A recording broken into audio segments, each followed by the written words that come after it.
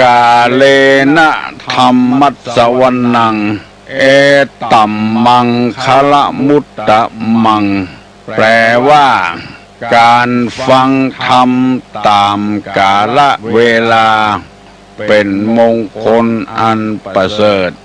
มาแล้วเนอพ่อออกแม่ออกญาติกาวงศาทั้งหลาย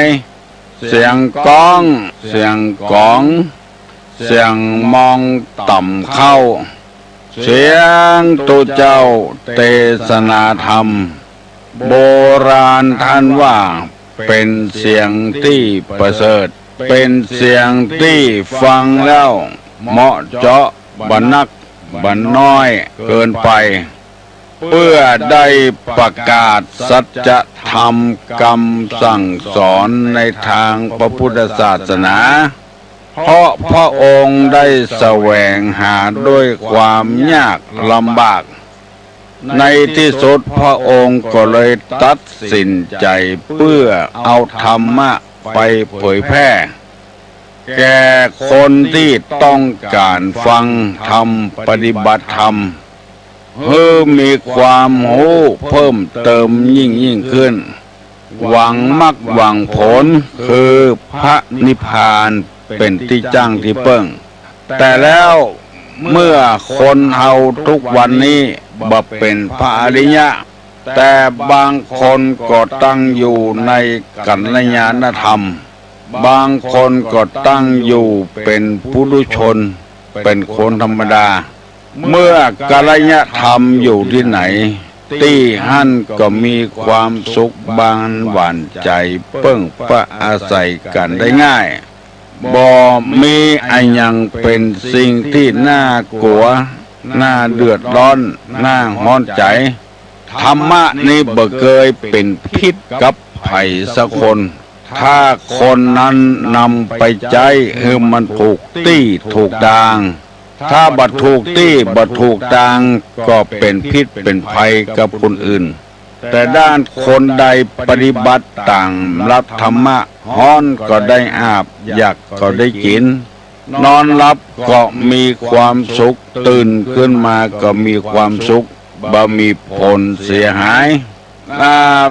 เมื่อพิจารณาว่ามันเป็นประโยชน์เอาก็เอามาใช้เป็นชีวิตประจำวันได้นำเสนอมาแล้วต่างๆว่าบุคคล4จำพวก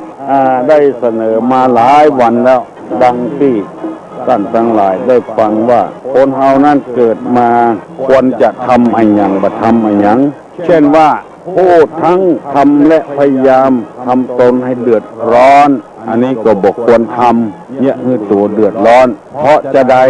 ตาไปหันให้ได้พอได้มาแล้วโดยบสุจริตไปลักไปจกไปข่มไปขู่ของเพื่อนตนเองก็ต้องเดือดร้อนไปถูกคอกถูกขังนี่ทั้งพยายามและทั้งทำให้ตนเดือดร้อนไปถูกคอกถูกขังไปเต็กไปข่มขืนอย่างเพิ่มมันนี่เป็นต้นทำให้ตนเดือดร้อน2ผู้ทั้งทำและพยายามให้ผู้อื่นเดือดร้อนอันนี้ก็บดีและ3ผู้ทั้งทำและพยายามให้ตนและผู้อื่นเดือดร้อนบดีสักอย่างเมื่อเฮาหันว่าบดีเฮาขกวนเว้นควรทำเป็นผู้ทั้งทำไม่ทำไม่พยายามให้ทั้งตนทั้งอื่นคนอื่นเดือดร้อนทำอย่างอี้ดีกว่าบ่ฮื้อตัวเดือดร้อนบ่ฮื้อพ่อแม่เดือดร้อนบ่ฮื้อผัวเดือดร้อนบ่ฮื้อเมียเดือดร้อนบ่ฮื้อลูกฮื้อเต้าเดือดร้อนทั้งไม่ทำไม่พยายามและบุคคลทั้ง4จำพวกที่ตุลุงนำเสนอไปนั้น1ผู้ปฏิบัติเพื่อประโยชน์ตนแต่ไม่เป็นประโยชน์แก่ผู้อื่นอันนี้ก็บ่ดีผู้ปฏิบัติเพื่อประโยชน์ตนแต่ไม่ประโยชน์เพื่อผู้อื่นก็บ่ดีผู้ปฏิบัติเพื่อประโยชน์ผู้อื่นแต่ไม่ปฏิบัติตนเพื่อประโยชน์ตนก็บ่ดีผู้ไม่ปฏิบัติเพื่อประโยชน์ตนและไม่ปฏิบัติผู้อื่นก็บ่ดีคือเอาข้อที่4ผู้ ผู้ปฏิบัติตนประโยชน์ตนด้วยเพื่อผู้อื่นด้วยอันนี้ดีอยู่ไปถึงวันก็ทำทั้งประโยชน์ตนประโยชน์คนอื่นแล้วบุคคลอีกสี่จำพวกเป็นนัยยะที่สามมืดมาแล้วมืดไปอันนี้ก็บดีมืดมาแล้วสว่างไปอันนี้ก็ยังแควนน้อยดี50%สว่างมามืดไปก็บดีอันที่ดีที่สุดก็คือผู้สว่างมาสว่างไปอันนี้ดีเมื่อเอาปะพบแต่พระพุทธศาสนาแล้วประยุทธ์เอาพระพุทธศาสนาเนี่ยเป็นสรณะเป็นที่จังเป็นที่เปิ้งสว่างมาแล้วก็ต้องสว่างไปถ้าไปหลงไหลข้างใครเข้าลัทธิอื่นศาสนาอื่นเอาเป็นที่จังที่เปิ้งพ่อแม่พี่น้องผู้เจริญในศีลในธรรมทั้งหลายผู้พิจารณาด้วยใจตัวเองอันใดแท้อันใดบ่แท้ประเดี๋ยวนี้คนเอาไปหลงกับของบ่แท้แม้แต่พระสงฆ์พระเจ้าเขาก็เอาของบ่แท้มาเป็นสรณะมาเป็นที่เปิ้งจะมีบ่มีบุว่ากันไปแล้วก็ยกย่องสรรเสริญกันมากมายก่ายกองเพราะเราบ่ได้ศึกษาพระธรรมวินัยแน่นหนาเอาของสูงลงมาสู่ที่ต่ำเอาพระนเรศวรมหาราชเอาพระเจ้านั้นพระเจ้านี้ลงมาเป็นว่าโบราณเป็นว่าเป็นของคุดของจาเอาเจ้าเอานายมาลงเอาพระเจ้าตากสินมาลงเอาพระนเรศวรมหาราชมาลงแล้วก็คนก็หลงไหลกันนี่เถอะอันเนี้ยสว่างมาแล้วก็มืดไปคือพิจารณาคือถูกต้องเพราะคนเอานี่มันหลงอยากจะร่ำจะรวยอยากมีเงินมีทองเลยเป็นหลงที่เป็นทรงเจ้าเข้านายตามรักแท้ๆนั่นเป็นของบดีเอาของสูงแล้วลงมาที่ต่ำลงหนังสือพิมพ์กันว่าเวลานั้นวันนั้นจะต้องอย่างทำบุญสมโภชอย่างเจ้าฟ้ามหากษัตริย์หมู่นี้เป็นต้นอันนี้ตุลุงบักกล้าว่านักเพราะว่าไปคัดผลประโยชน์ของคนอื่นต้องก็จะจังหัวคือพี่น้องวงศาคณะญาติพิจารณาเอาเองเพราะว่าคนเขานี่มันมีกิเลสคือเครื่องเศร้าเครื่องหมองเครื่องกั้นคุณงามความดีตาหันไข่ได้ต้องไม่ไข่กินเอามาหยุดติ๊กเอามานี่อย่างล้ำเหลือกอบโวยเอามาละไว้บทำประโยชน์ไว้อย่างสักอย่างอันนี้คือตัวกิเลสสะสมกิเลสตาหันหูบถ้าได้มาแล้วเอามานี่อย่างบ่ได้กึศเสียก่อนแล้วก็มาสะสมไว้หูได้ยินเสียงก็ใครได้กิเลสมันพอกพูนตัวเอาตึงวันวันนี้จะได้นำมาเรื่องกิเลสคือความใครได้ใครมีใครกินใครไปใครมามันพอกพูนอยู่ในจิตในใจบางคนนี่แสดงออกมาหันเป็นตัวเป็นตินแต่ว่าเจ้าบ้านเจ้าเมืองเอาบ่ฮู้ก็เลยอนุโลมปฏิโลมเป็นไปเลยผู้ด้วยกิเลสนี้ในที่สี่นี้เป็นบอกว่ามีสี่จำพวกผู้ถูกกิเลสครอบงำและบรรเทาถูกกิเลสเข้าครอบงำบรรเทาคือบัดทิ้งมันปล่อยให้มันครอบงำอยู่ตลอดเวลาอันนี้มันนักใจพ่องตาหันใครได้ต้องไม่ใครกินที่ว่าเนี่ยกิเลสคือทำลงไปแล้วมันเศร้ามันหมองมันแบบเจ้สว่างสวัยเนี่ยสักอย่างที่เฮาหันเปิ้นทำเฮาก็ให้ทำตัวเปิ้นเมื่อบรูนผลฝ่ายมันก็เดือดร้อนตัวเปิ้นลงทุนปลูกอันนั้นอันนี้เปิ้นโรยกันก็ให้ได้ตัวเปิ้นตัวไปลงทุนมาลูนมาการเปิ้นสกรรมพุทธเตือนกันเบออันนี้คือตัวกิเลสเข้าครอบงำบัละโตยบ่พยายามจะละโตยคือมันโตยผันกันอย่างนั้นอันนี้ก็อันหนึ่งทำให้คนเขาจมอยู่ในกิเลสราคะตัณหาอยู่ที่นั่นมดมันมืดมนอนทการไปหันใส่เมียเพื่องามก็ใครได้เมียเพื่อนแหมเหมาะหมูเนี้ยพูดกันง่ายๆนะไปหันเปิ้นรถเอามีแล้วไปหันรถเปิ้นยี่ห้อดีเลยเอาใครได้แหมเหมาะบอกพยายามจะให้มันหลุดมันรอดเอามากองอยู่กับบ้านกับจองพอมีที่จอดรถอันนี้คือกิเลสเขาครอบงำบึดกันหนึ่งเสียทุกข์ใจอยู่หั่นต้องพอต้องปล่อยมัน ตัวอย่างที่มันไม่จำเป็น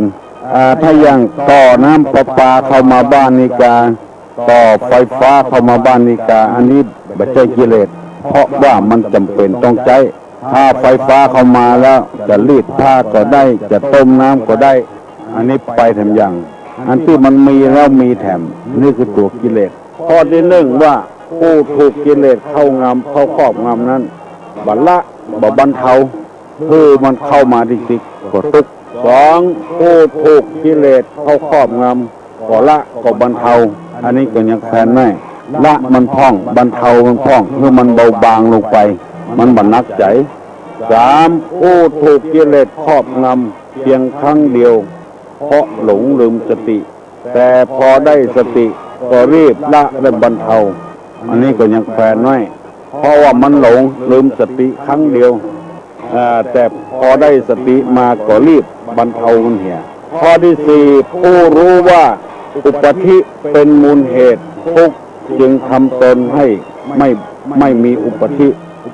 ของกิเลสนั้นผู้รู้ว่ากิเลสเป็นมูลเหตุแห่งทุกข์จึงทำตนให้บ่มีกิเลสพยายามก็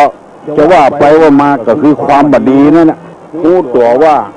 ความบดีเป็นมูลเหตุทำตนให้เป็นคนดีอันนี้ก็ยังแฝงไม่อันนี้เป็นคำสอนในทางพระพุทธศาสนาอันใดรู้ว่ามันบดีรู้ว่ามันบดีก็บ่พยายามบ่บรรเทามุ่นเข้าไปอยู่อันนี้มันเกิดเป็นเหตุที่เกิดความทุกข์ลำบากอย่างที่เขาว่าจ้างหายจ้างโตยเนี่ยก็รู้ว่ามันบดีอยู่แล้วมุ่นเข้าไปอยู่เล่นพายเสี่ยงเงินเสี่ยงทองอย่างย่างละบ่เล่นละแต่เดียวเพื่อนฝูงจักจวนละจ้างหายจ้างโตยบ่มันก็เสี่ยงไปแหมติ๊กเสี่ยงเงินเสี่ยงทองที่เราหามาได้ยังบ่พอเสี่ยงที่บ้านที่จองโดยทำเสี่ยงหอกเงินเดินดาวโดยทำให้นาสาโทจมด้วยกันหมดเพราะกิเลสมันครอบงำเพราะว่าเป็นกิเลสบ่บรรเทาบ่พยายามแกะมันออกโดนตาพ่องโดนเขาประมาทโดนเขาดูแฟนพ่องเอาติ๊กเหมือนกับนักมวยรู้ตัวว่าจะการนั้นแล้วเขาช่วยตั้งนอกเอาเข้าแถมจนสลบบนเวทีกิเลสมันก็อุปมาเหมือนอย่างนั้นโดนช่วยโดนเขาช่วยเพราะฉะนั้นในพระพุทธศาสนาจึงบอกว่าถ้าคนใดบ่มีกิเลสแล้วหรือว่ากิเลสเบาบางมันจะอยู่อย่างมีความสุขบ่โลภนักลำไปบ่ใครได้นักลำไปพอมีพอกินเพราะว่าคนปุถุชนสามัญชนคนธรรมดาคิดว่ามีเท่าใดมีความสุขตรงนั้นคิดว่าแต่ในทางธรรมะว่านักเท่าใดก็เดือดร้อนตรงนั้นกิเลสพอกพูนตรงนั้นเอาพ่องบ่เอาพ่องมันอยู่ที่ตัวเราจะละกันจะเอากันการสมมติว่าเขายืมเงินเราไปแล้วบ่ใช้เขาก็อย่าไปโต้ยหัดจะล็อกเขามีความทุกข์ถ้าในทางพุทธศาสนาว่าไปโต้ยเตื้องก็บ่ได้สองเตื้องก็บ่ได้ก็สลัดมันเหี่ยปล่อยมันเหี่ยถ้ามันได้ก็ดีบ่ได้ก็แล้วไปแล้วเขาบ่เกิดทุกข์ละเพราะว่าสลัดมันไปละถ้าถามเข้าก็เกิดโกเลมังเลใส่กันเป็นหนี้เป็นสินกันฆ่าฟันบั่นแทงกันมีเรื่องจะนักฆ่าเจ้าหนี้เพราะเหตุว่ากิเลสเอามันนักมันไปถ้าเอาไปกึดนักเข้ามันก็ถึงเดือดร้อนเหมือนกันของเฮาอยู่ดีๆแล้วมาขอยืมของเฮาเอาไปโตยเอาแล้วบ่ฮื้อยังบ่พอเพราะว่าอันว่าอีนั่นมันก็เพิ่มพูนกิเลสขึ้นในสายของพุทธศาสนาว่าแต่ก่อนเฮาถ้าอย่าไปยืมของมันเฮาบัดใจนี้ของมันจัดนี้มันมาโตยเฮาเนี่ยตรงเนี่ยนอนก็รับกินก็ลำว่าอย่างนั้นเตอะหมู่ที่ขางผัวหมู่ที่ขางเมียก็อย่างนั้นนะมันปรงใจไปที่อื่นเนี่ยแล้วมันบัดติ๊กมาเฮาไปโตยเอาติ๊กที่สุดมาก็เกิดเป็นฆ่าฟันบั่นแทงกันกิเลสเกิดขึ้นนักอันนี้มันแยบยนมันแยบคายอู้ว่าเสียเปรียบก็เสียเปรียบแต่ว่าอู้เป็นศีลเป็นธรรมคนนิยมชมชอบกันหลายคนโอ้ย่านี่เก่งแท้ๆหัวมันมีเมียใหม่แถมมันก็ว่าอย่างเขาปูจาน้ำจิตน้ำใจมันเขามาถามมันว่าบ่โคตรบ่เกลียดเนี่ยกะมันเอาเมียใหม่มาเยอะก็ช่วยกันใจอะกะช่วยกันใจช่วยกันสอยอะกะ แล้วมันหยังเนี่ยถ้าเอาไปคิดแถมมันก็นักอกนักใจเฮาอันนี้ข้อเนี้ยพยายามให้กิเลสมันเบาบางลงไปแล้วเฮาก็สบายใจตัวผู้ที่ถูกกิเลสครอบงำไม่ละไม่บรรเทาสองผู้ที่ถูกกิเลสครอบงำก็ละก็บรรเทาอันนี้ยังแฝงน้อยเมื่อมันถูกกิเลสคือความทุกข์เขาครอบงำพยายามละมันเห็นผู้สามผู้ที่ถูกกิเลสครอบงำครั้งเดียวเพราะหลงสติลืมสติแต่พอได้สติก็รีบละและบรรเทาอันที่สี่นี้ผู้รู้ว่ากิเลสเป็นมูลเหตุของความทุกข์จึงทำตนให้บ่มีทุกข์อันนี้ก็บรรเทาความทุกข์ไปได้ความทุกข์ที่ว่านี้เฮาถึงวันนี้เฮาบ่เข้าใจความทุกข์ที่ว่านี่มันทุกข์ที่ใจพุ่นถ้าใจเฮาบ่ทุกข์มันก็บ่เป็นทุกข์เพราะฉะนั้นในทางพุทธศาสนานี่พระพุทธเจ้าจึงแสวงหาของที่มันจะแก้ตั้งใจมันเฮาบ่คำนึงบ่คิดหามันก็บ่เป็นทุกข์บ่มีสตางค์ก็บ่เป็นทุกข์มีสตางค์นักล้ำไปถ้าใจคิดก็เป็นทุกข์ออกบ้านออกจองเมื่อค่ำเมื่อคืนก็บ่ได้ก็เป็นทุกข์กับมันเพราะระแวงอยู่ตลอดเวลาในพุทธศาสนาจึงสอนให้พ้นจากทุกข์โดยเน้นที่ใจพุ่นมันจะเป็นอะไรอย่างก็จ้างมันจะตายก็จ้างมันดิอันเนี้ยคือใจที่พ้นจากทุกข์ตอนเป็นอยู่หันก็อ้อยใจเป็นทุกข์โดยมันบ่หายง่ายๆมันถึงพ้นบ่ได้นี่พ้นความตายบ่ได้ไผก็จ้างเถอะก็เฮาก็ปรงมันเนี่ยมันจะตายไม่ได้จ้างมันได้สบายได้สบายใจเมื่อแต่ก่อนหุ่นดีรูปร่างดีประเดี๋ยวนี้มันผอมไปเหี่ยวันวิตกรูปร่างผอมกลัวไผบ่เคารพนับถือไปใจอย่างนั้นในศาสนานี่ถือว่าคนจะตาบอดก็จ้างหูหนวกก็จ้างถ้ามีความดีนี่มีคนยกย่องสรรเสริญงามปานใดก็จ้างเถอะถ้าบ่มีคุณธรรมบ่มีไผยกย่องสรรเสริญโรยปานใดก็จ้างเถอะมีความรู้ปานใดก็จ้างเถอะถ้าทำตัวบดีประดับอย่างจิตใจบดีมีแล้วมีแถมเอาแล้วเอาแถมอย่างที่คนกำลังมองในแง่ให้ว่านายกมีเงินคนมีเงินเนี่ยไปบริหารบ้านเมืองก็มองในแง่ให้หาว่าเพิ่มจำนวนขึ้นไปเป็นนายกไปเป็นผู้บริหารงานประเทศเพื่อวางผลประโยชน์ตัววางธรรมะหาเงินหาทองก็ต้องเอาคนในเอกคนมีมันสมองคนมีเงินมีทองเนี่ยก็เอามาเป็นหัวหน้าคนมันอย่าบ่กินบ่ช่อบ่โกงไผเพราะว่ามันมีอยู่แล้วมีความรู้อยู่แล้วถ้าในสายพุทธศาสนาจะต้องถือไว้อย่างเงี้ยคนมันอิ่มแล้วมันจะไปอย่างนักหนามันเหลือกินเหลือใจแล้วอันคนหิวนี่ก็สำคัญนะเอามาเป็นหัวหน้าคนแม้นที่ไหนกินที่หั่นหมดเพราะว่าคนเรามันมีกิเลสอยู่คือเครื่องเศร้าหมองไปมองคนในแง่บดีประดับมูลนี้เป็นต้นในพระพุทธศาสนาสอนอย่างเงี้ยพอออกไม่ออกพี่น้องทั้งหลายคือพยายามละกิเลสคือละความทุกข์นั่นคือออกไปเห็น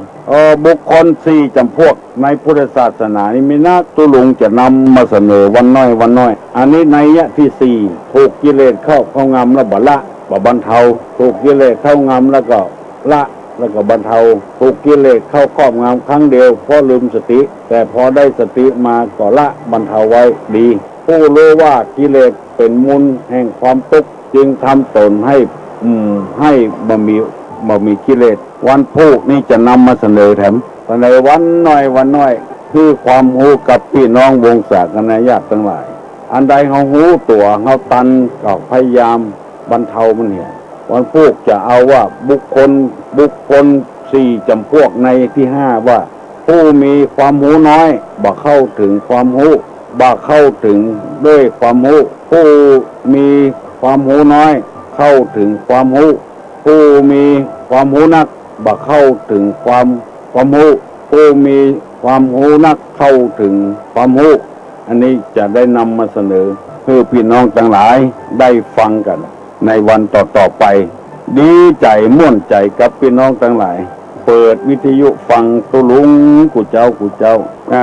แล้วนำมาเสนอให้พี่น้องทั้งหลายได้พยายามกอบโกยเอาวิชาความรู้มาใส่สมองในด้านโลกพ่องด้านธรรมะพ่องจะเอากับโลกอย่างเดียวบ่เอาธรรมะคนเฮาโลกบัดใจว่าเป็นสิ่งสารสัตว์สิ่งสารสัตว์นี่มันปากบ่ได้อู้บ่ได้บ่ต้องแสวงหาความรู้ตัวใด